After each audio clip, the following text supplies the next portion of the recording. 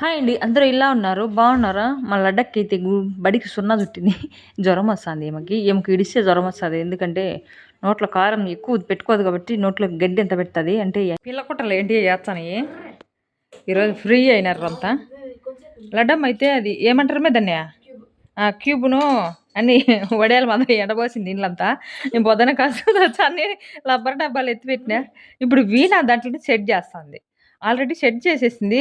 కానీ కలర్స్ అన్నీ వన్ సైడే రావాలని చెప్పి మళ్ళీ ఇప్పేసింది. మళ్ళీ ఇప్పించి ఇప్పుడు మళ్ళీ కలర్స్ అన్నీ వన్ సైడ్ వచ్చేట్టుగా సెట్ చేస్తుంది. ఓసారి చూపించమ్మా దాన్ని. ఎట్టెట్ట సెట్ చేస్తానువా రూపా వీణా వైట్ ఎల్లో ఇదిగో అట్లా ఏ కలర్ ఆ కలర్ వచ్చేట్టుగా సెట్ చేస్తుంది. వైట్ గ్రీన్ ఏమో సీత్తాంది. ఈరోజు జ్వరం వచ్చింది. పోల బడికి పోయి లడ్డు తల్లి. నేనైతే జాకెట్లు 2 కట్ చేసిన వాటిని కుట్టాలని కుడుతున్నా. పగులు పని పోవచ్చులేని రేపని. అమ్మయ్యా ఫైనల్గా అయితే పెట్టేసింది వీణ. గ్రేట్ కదా. నేనైతే కొద్దిసేపు ట్రై చేసిన పెడదామని పక్కన పెట్టి తోసేటప్పుడు నా వల్ల కాదు లేదని చెప్పి మళ్ళీ డబ్బాకి ఎత్తి పోసేసిన. తిప్పు ఉడిపోవు కదా. వావ్ వావ్ వావ్ తిరుగుతానే. నువ్వేం చేస్తాను మేడం? చెట్టు అయితే ఇదే. ఇదిగో కాయ అయితే ఒకటి ఉంది చూపిస్తా చూడండి ఎంత కలర్ఫుల్గా ఉందో. ఇదిగో ముట్టికాయ అది. ఆకుల కంటే ఏదేదో గజ్జి గజ్జిలాగా ఉన్నాయి. అట్టనే ఉంటాయేమో మరి కాయలు. మామూలుగా చిన్న చెట్టు చూసా. ఇదైతే మా ఫస్ట్ టైం చూస్తున్నా. అంటే గమనించలేదు, చూస్తూ ఉంటాం కానీ అప్పుడప్పుడు. ఇదిగో ఇక్కడ ఇంకొక కాయ ఉంది. ఇదిగో కాయలన్నీ చాలానే ఉన్నాయి.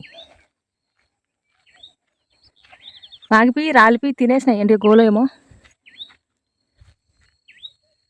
ప్రకృతిలో కాసే ప్రతి చెట్టుకు అందమైన పువ్వులు, అందమైన కాయలు కాస్తూ ఉంటాయి. వాటిని చూసినప్పుడు మన కళ్ళు చాలా సంతోషంగా ఉంటాయి. రెండుకాయలు కాసి విడిపోయినాయి. ఈ పొలాలలో గిట్లమ్మడి ఉండే పూలు చాలా అందంగా ఉంటాయి. తంగేడి పూలు, గురుగు పూలు, జిల్లెడు పూలు, రకరకాల పూలు అన్నీ ఉంటాయి. కానీ ఇప్పుడు ఎండాకాలం కాబట్టి రాలిపోతున్నాయి. కొండజాజి పూలు కూడా ఉంటాయి. ఇదిగో ఇదేది తొట్టికంప అంటారు కదా, దాటికి కూడా పూలు బలందంగా ఉంటాయి. వాటిని మేము అడికాడికి వెళ్ళినప్పుడు మొత్తం పెరికటి నిండా పెట్టుకుంటాను ఆడుకునేదానికి. పొలాల దగ్గర నుంచి బండ్లు రయ్య అని వస్తున్నాయి. ఉసిరికాయలు అయితే ఇంకా ఉండేటి కూడా రాలిపోయి పురుగులు పట్టిపోయినాయి. చాలామంది ఊరగాయ ఎట్లా పెట్టుకోవాలో తెలియదు. పెట్టుకుంటే తినగలుగుతామా అనేది క్వశ్చన్ మార్క్ అనమాట. కానీ మామిడికాయ ఊరగాయ కంటే ఉసిరికాయ ఊరగాయ చాలా టేస్ట్ ఉంటుంది, చాలా బాగుంటుంది కూడా. అయితే పెట్టుకునేదానికి చాలా ఓపిక కావాలి. ఎందుకంటే ఒప్పులు కూడా చాలా కష్టం కాబట్టి. అవి ఆవిరి మీద ఉడకబెట్టి ఎటో చేస్తారు, కానీ అట్లా చేస్తే చెడిపోయింది. పచ్చి ఒప్పులే కట్ చేసింటే చాలా బాగుంది. చూడండి ఇంకా కింద ఎన్ని కాయలు ఉన్నాయి. పైన కూడా ఉన్నాయి కొన్ని. చాలు మనకు అవసరం దొరికింది. ఇంకా కొన్ని వేస్ట్ కాకూడదని చెప్పి పిల్లలకైతే ఇచ్చాము. ఇంకా మనకైతే అక్కర్లేదు, వదిలేద్దాం. నాకు తెలిసినంతవరకు అంతే. ఇంకా కొన్ని ఇంట్లోనే ఉన్నాయి. ఇదైతే కూకుడుకాయ చెట్టు, ఇది టెంకాయ చెట్టు, ఆ పక్క గోరంటాకు చెట్లు, మామిడి తోటలు ఉండేవాళ్ళు కొబ్బరి చెట్లు, రకరకాల చెట్లని వేసుకుంటారు. సీతాఫలం చెట్లు, పలవరేణి చెట్టు, వేప చెట్టు.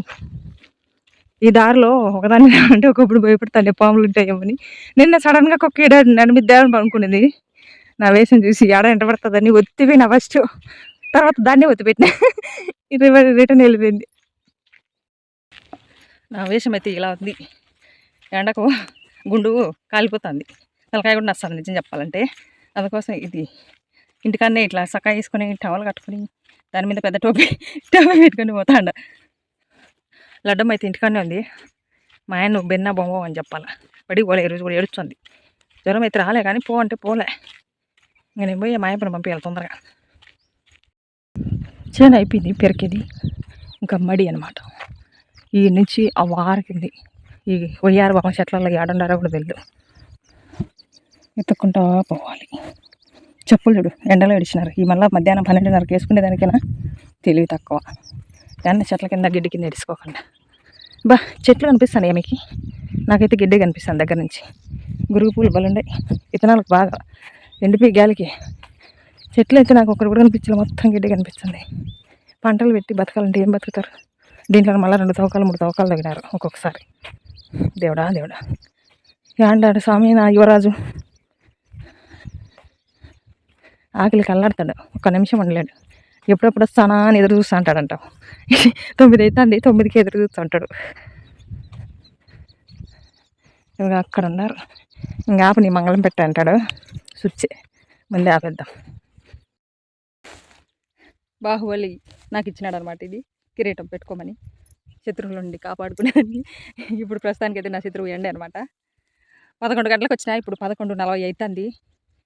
మా తోడుకాళ్ళు మా మామ దోసకాయలు ఇచ్చారని మా తోడుకాళ్ళు వాళ్ళ ఒక్కళ్ళు తోట వేసినారంట, ఎత్తుకొని వచ్చామని విన్నారు. మా ఆయన ఒక పీతి పని చేసినాడులేండి. నేను తాగేది కాక 10 మందికి దాపాడని చెప్పాను కదా, ఆ 10 మందిలో 4 దాపినాడంట. వాళ్ళలో ఒకరు ఫోన్ పోగొట్టుకున్నారంట, తాగేసి ఆడబడిపోయినారు, ఇల్లుకి వెళ్ళారనమాట.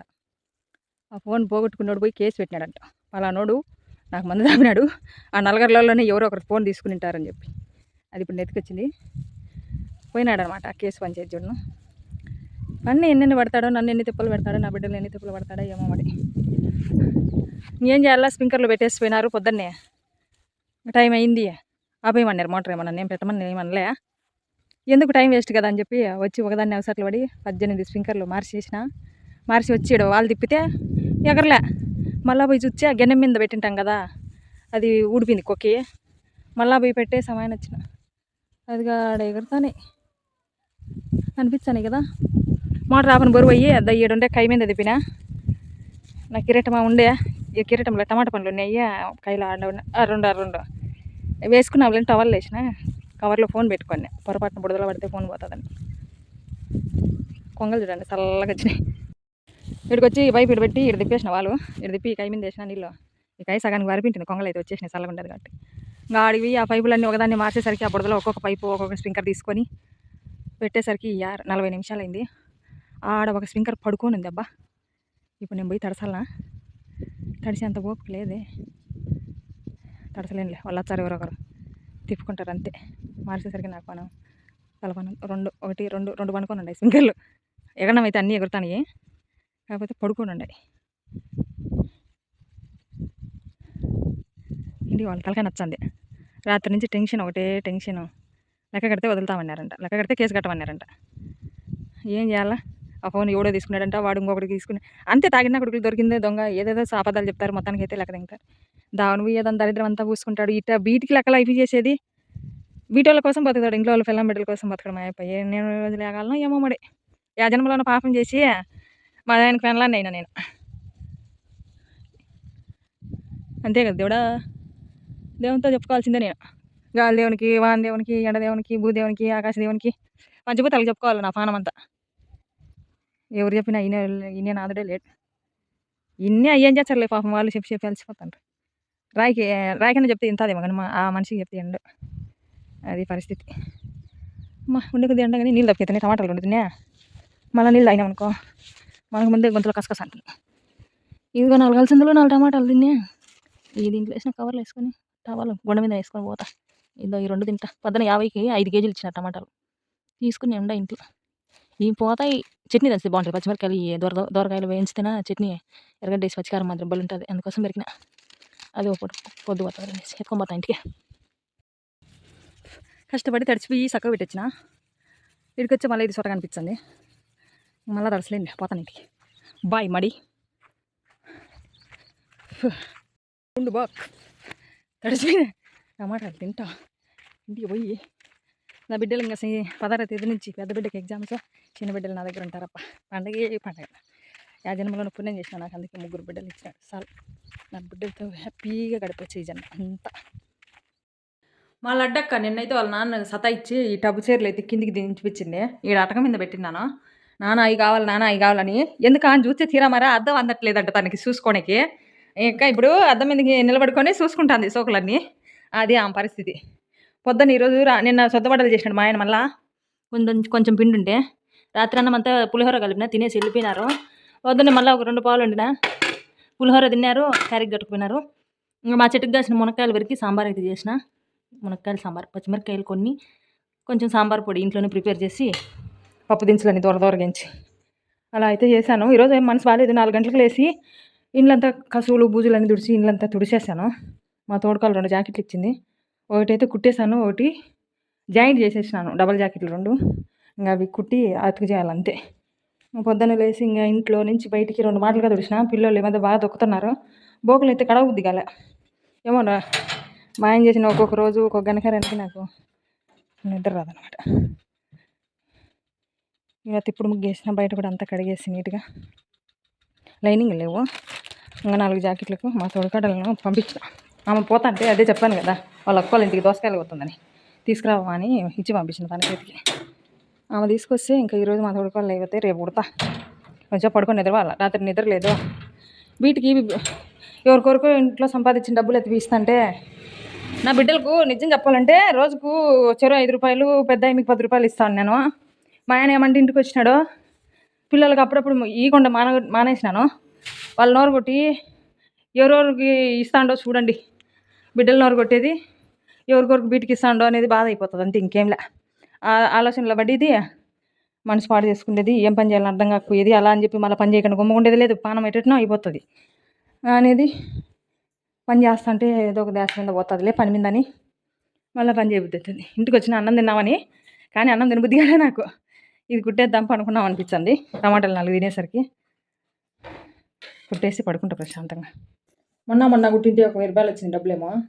మా ఆయన 1.5 కేజీ చేపలు ఏమో తెచ్చుకున్నాడు ఒకరోజు. నేను చెప్పలేదా? ఆ చేపలకు 150 రూపాయలు ఇచ్చా. పొదుపులో ఉన్నాను డ్వాక్రాలో. దానికి 200 ఇచ్చా. మా వీణాకు బండిలో పెట్రోల్ లేదు మమ్మీ అంటే ఒక 200 ఇచ్చా. ఏదో ఫేర్వెల్ ఫంక్షన్ అవద్దు ఐస్ క్రీమ్ ఏదో ఎంజాయ్ కోసం తిన్నారంట. ఆ రోజు 200 అప్పు చేసిన మమ్మీ. మా ఫ్రెండ్ కార్డు తిడతా వాటిని అయితే చెప్పలేదు. అందరితో పాటు నేను ఉండాలనుకుంటాను అని చెప్పి కొంచెం గిల్టీగా ఫీల్ అయింది. అట్లా అనేసరికి నాకు చాలా బాధ వేసింది. 200 ఇచ్చేసాను. ఇచ్చేయిపోని ఇంకా ఏం తెచ్చానబ్బా, గోధుమ పిండి మొన్న కారం పొడులు అవి ఇవి కొట్టించుకొచ్చిన. సొద్దపిండి 2 కేజీలు కొనుక్కొని ఇంట్లో వచ్చిన డబ్బులు ఇలా ఖర్చు అయిపోతాయి. ఇంక పెద్ద మొత్తంలో అప్పులు చేసినామంటే డబ్బులు చూస్తే పరిగెత్తాడనమాట. ఏమంటాడంటే మా ఆయన ఒక డైలాగ్ వేస్తాడనమాట. నువ్వు ఎంత అప్పు చేసి ఇంట్లోకి పెట్టినా కానీ, నువ్వు ఎంత ఖర్చు పెట్టినా కానీ తీర్చేది నేనే కదా, నువ్వెందుకు నన్ను తిడతావు, నువ్వెందుకు డబ్బులు అప్పు చెయ్యలేవు, తినడానికి ఎంజాయ్ చేయడానికి ఎందుకు తక్కువ చేస్తావు అంటాడు.